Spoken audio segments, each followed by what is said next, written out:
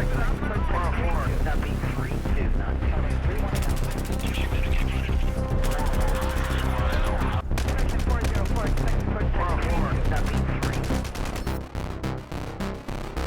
guys, Fake Rooster here, and today I'm bringing you a little short video just to talk a little bit about my opinions of Battlefield Portal.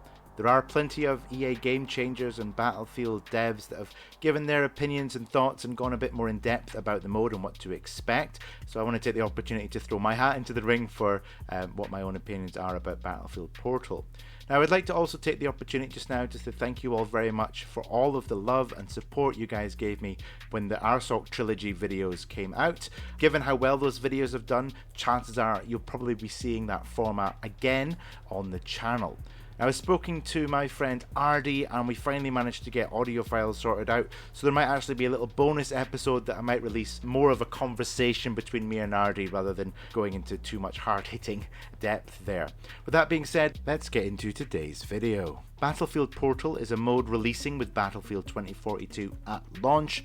The idea of the mode is to give players more creative freedom when it comes to community games and custom setups. For example, changing the roles that can join the game, changing the weapons that are allowed, changing the gadgets, the win conditions, all sorts of things.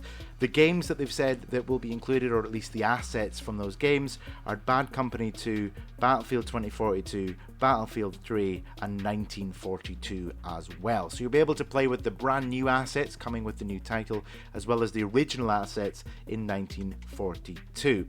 In its basic form, there are a lot of settings that you can change, so you can choose the vehicles, the players, the weapons, etc, etc. In a more in-depth version, you can actually change the logic in the game. If you're familiar with logic editing, it'll probably become a little bit easier. The idea with that, if you want to go a bit more in depth, is that you can change the rules for the victory conditions. You can set consequences for kills or even rewards for kills based on the weapon that you're using, and it seems to have admin functionality similar to how it worked in Battlefield 4 in the past. Now, in the video that's playing in the background, you're seeing some great ideas of the implementation and giving you a better sense of the game modes and setups that you can bring. Now, I myself have spent a long time since I saw that reveal thinking of ideas, and I actually wrote a few of them down to give you an idea of where I'm at with my thinking with the mode. So here are some of my ideas. 2-man sniper team versus 50 AI on the massive 2042 maps, perhaps on a hardcore mode, so you have to really use stealth and the terrain to your advantage. Vehicle combat missions with no external views, so this to me was the same sort of idea as Battlefield 3, where you could play as an Apache helicopter, a 2-man team, and you had to clear and protect certain objectives. You could do a SEAL Team 6 stronghold at night, maybe do it 2 4-man squads versus heavily armed hostiles at night. You could have stunters, so people on quad bikes doing jumps versus people with RPGs. The idea being that this guys jumping have to knock the guys with RPGs off a platform. I've stolen that from GTA.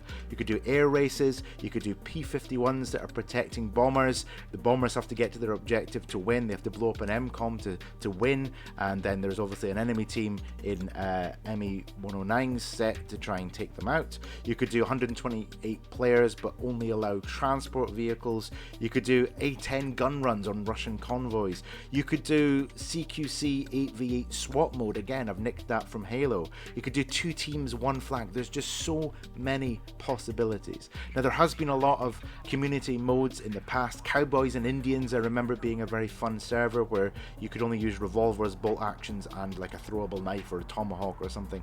There's just so much you could do. Now, probably my favorite original idea I came up with is playing hide and seek. So you could have 5 players that are armed with assault rifles and 100 players that are all unarmed with like 1 HP that have to hide, and you have to try and kill the entire enemy team. There's just so much you could do with this mode, and I, as a Battlefield fan and as someone that feels like they need an outlet for their creativity in Battlefield, I'm very, very excited about this mode. And as a content creator as well, there's so much you can do with that. High-end videography things where you're making cool cinematics, you've got the perfect tools to set all that up. This also opens up the possibility of DLC, so Battlefield 1, Battlefield 4, Vietnam, perhaps joining the mix, and so that you can create even more game modes. And I think it's a fantastic move from the Battlefield development team. Very excited about Portal mode. I just thought I'd put my thoughts out there.